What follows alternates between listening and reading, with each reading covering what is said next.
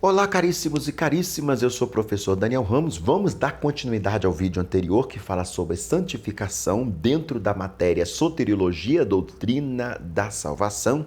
E agora nós vamos concluir esse assunto tratando a respeito da santificação completa, ou como vocês queiram dizer, santificação total. Muitas vezes, esta verdade é discutida inclusive sobre o tema perfeição cristã. Mas vamos tratar aqui de santificação total ou completa. Qual é o significado da perfeição? Há dois tipos de perfeição, absoluta e relativa. É absolutamente perfeito aquilo que não pode ser melhorado. Isso pertence unicamente a Deus. É relativamente perfeito aquilo que cumpre a fim para qual foi designado. Essa perfeição é possível ao homem? A palavra perfeição no Antigo Testamento significa ser sincero e reto. Gênesis 6:9, Jó 1:1. Ao evitar os pecados das nações circunvizinhas, Israel podia ser uma nação perfeita. Deuteronômio 18:13. E no Antigo Testamento, a essência da perfeição é o desejo e a determinação de fazer a vontade de Deus. Apesar dos pecados que mancharam sua carreira, Davi pode ser chamado um homem perfeito e um homem segundo o coração de Deus, porque motivo supremo de sua vida era fazer a vontade de Deus. Bom, no Novo Testamento, a palavra perfeito e seus derivados têm uma variedade de aplicações e, portanto, deve ser interpretada segundo o sentido em que os termos são usados. Palavra dentro do contexto. Várias palavras gregas são usadas para expressar a ideia de perfeição. Primeiro, uma dessas palavras significa ser completo no sentido de ser apto ou ser capaz de certa tarefa ou afim, segundo Timóteo 3:17. Segundo, outra denota certo tipo fim alcançado por meio do crescimento mental e também moral, Mateus 5:48, Hebreus 11:40. Terceiro, a palavra usada em 2 Coríntios 13:9, Efésios 4:12 e Hebreus 13:21 significa um equipamento cabal. Quarto, a palavra usada em 2 Coríntios 7:1 significa terminar ou fazer uma terminação. A palavra usada em Apocalipse 3:2 significa fazer completo, cumprir, encher como a rede e nivelar um buraco. A palavra perfeito descreve os seguintes aspectos da vida cristã. Primeiro, perfeição ou posição de Cristo, né? Perfeição de posição em Cristo. Hebreus 10:14, o resultado da obra de Cristo em nós. E segundo, madureza e entendimento espiritual, em contraste com a infância espiritual. 1 Coríntios 2:6, 2 Coríntios 13:11, 2 Timóteo 3:17. Terceiro, perfeição progressiva. Gálatas 3:3. Quarto, perfeição em certos particulares, a vontade de Deus, o amor ao homem, o serviço. Colossenses 4:12, Mateus 5:48, Hebreus 13:21. Quinto, a perfeição final do indivíduo no céu. Colossenses 1:28-22. 1 Pedro 5:10. Sexto, a perfeição final da igreja, o corpo de Cristo, isto é, o conjunto de crentes. João 17:23, Efésios 4:13. Vamos trabalhar agora a possibilidade de perfeição. O Novo Testamento apresenta dois aspectos gerais da perfeição. Primeiro, perfeição como um dom da graça, o qual é a perfeita posição, estado concedido ao arrependimento em resposta à sua fé em Cristo. Ela é considerado perfeito porque tem um Salvador perfeito e em sua justiça perfeita. Segundo, a perfeição como realmente efetuada no caráter do crente. É possível acentuar em demasia o primeiro aspecto e descuidar do cristianismo prático. Tal aconteceu ao certo indivíduo que, depois que ouviu uma palestra maravilhosa de um pregador sobre vida vitoriosa, perguntou: eu tenho tudo isso aí em Cristo, mas o Senhor tem isto comigo agora, aqui onde eu moro? Foi a serena interrogação. Por outra parte, acentuando demais o segundo aspecto, os outros praticantes têm negado qualquer perfeição a partir do que se encontra na sua própria experiência.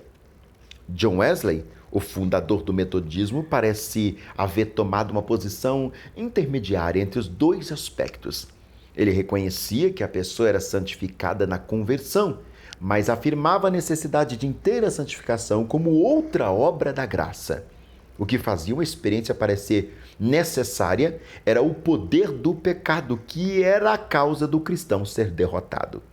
essa bênção vem a quem buscar com fidelidade. O amor puro enche o coração e governa toda a obra e ação, resultando na destruição do poder do pecado. Essa perfeição no amor não é considerada como perfeição absoluta, nem tampouco isenta o crente na vigilância e cuidados constantes.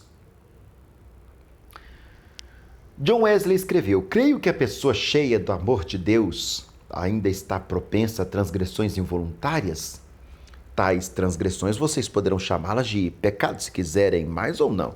Quanto ao tempo da inteira santificação, John Wesley vai descrever. E eu vou ler para vocês porque é um contexto bem grande, eu quero ser fiel ao autor. Essa morte para o pecado e renovação no amor é gradual ou instantânea. Um homem pode estar à beira da morte por algum tempo, no entanto, propriamente falando, não morre quando não chegar o instante em que a alma se separa do corpo. E nesse momento ele vive a vida da eternidade. Da mesma maneira, a pessoa pode estar morrendo para o pecado por algum tempo, entretanto, não está morta para o pecado enquanto o pecado não for separado de sua alma. É nesse momento que vive a vida plena de amor. Da mesma forma que a mudança sofrida, quando o corpo morre aqui, possui uma qualidade diferente e infinitamente maior do que qualquer outra que tenhamos conhecido antes, tão diferente que, até o momento em que ocorre, era impossível conceber. Também a mudança efetuada quando a alma morre para o pecado é de uma classe diferente e infinitamente maior que qualquer outra experimentada antes, a qual ninguém pode conceber até que a experimente. No entanto, essa pessoa possuirá e continuará a crescer na graça e no conhecimento de Cristo, no amor e na imagem de Deus. E assim, continuará não somente até a morte, mas por toda a eternidade. Como esperaremos essa mudança? E a pergunta que ele vai fazer, ele continua: não em sentido indiferente ou em atividade indolente, mas em obediência vigorosa e universal, no cumprimento fiel dos mandamentos, em vigilância e trabalho, ao negarmos a nós mesmos, tomando diariamente nossa cruz, como também em oração fervorosa e em jejum, em obediência às ordenanças de Deus. Se alguém pensa em obtê-la de alguma outra maneira e conservá-la quando a obtém, mesmo quando a recebeu em maior medida, este alguém engana a sua própria alma. É muito interessante a perspectiva. Depois disso, João Calvino, que assentou a perfeição do crente pela consumação da obra de Cristo, e que quando a santidade não era menos zeloso que John Wesley, ele vai fazer a seguinte descrição ou afirmação da perfeição cristã. Essa parte aqui eu estou literalmente lendo porque eu quero ser fiel ao que esses autores estão colocando, né? É uma espécie de apud que nós estamos colocando aqui no nosso vídeo.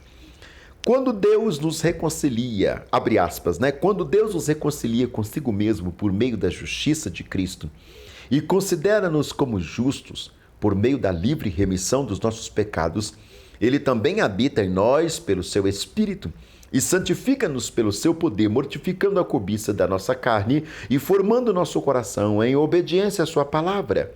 Desse modo, nosso desejo principal vem a obedecer à sua vontade e promover a sua glória. Contudo, ainda depois disso, permanece em nós bastante imperfeição para repelir o orgulho e constranger-nos à humildade.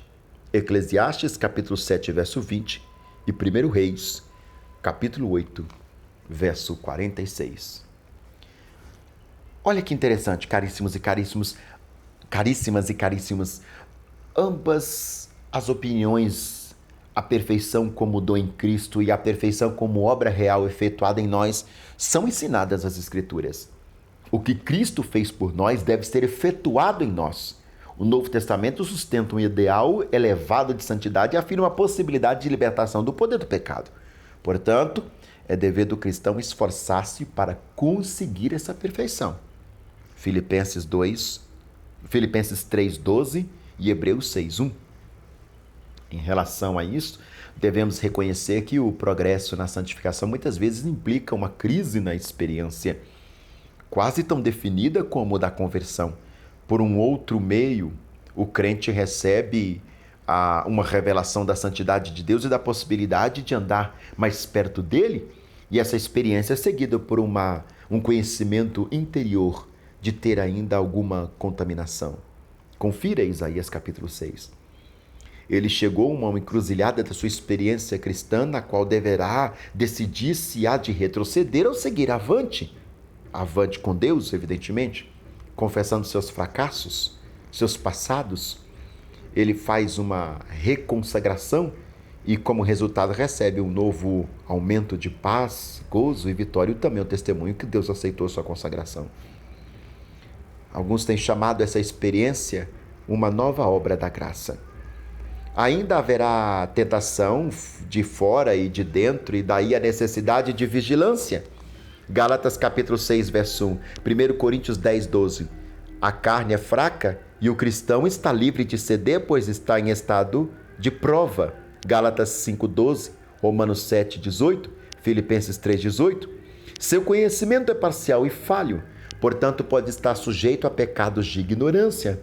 Porém, ele pode seguir avante, certo de que pode resistir e vencer toda tentação que reconheça. Tiago 4:7, 1 Coríntios 10:13, Romanos 6:14, Efésios 6:13-14, pode estar sempre glorificando a Deus, cheios do fruto da justiça.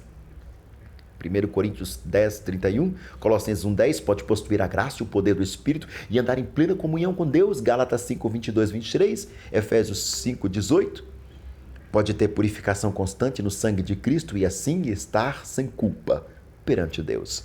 1 João 1:7, Filipenses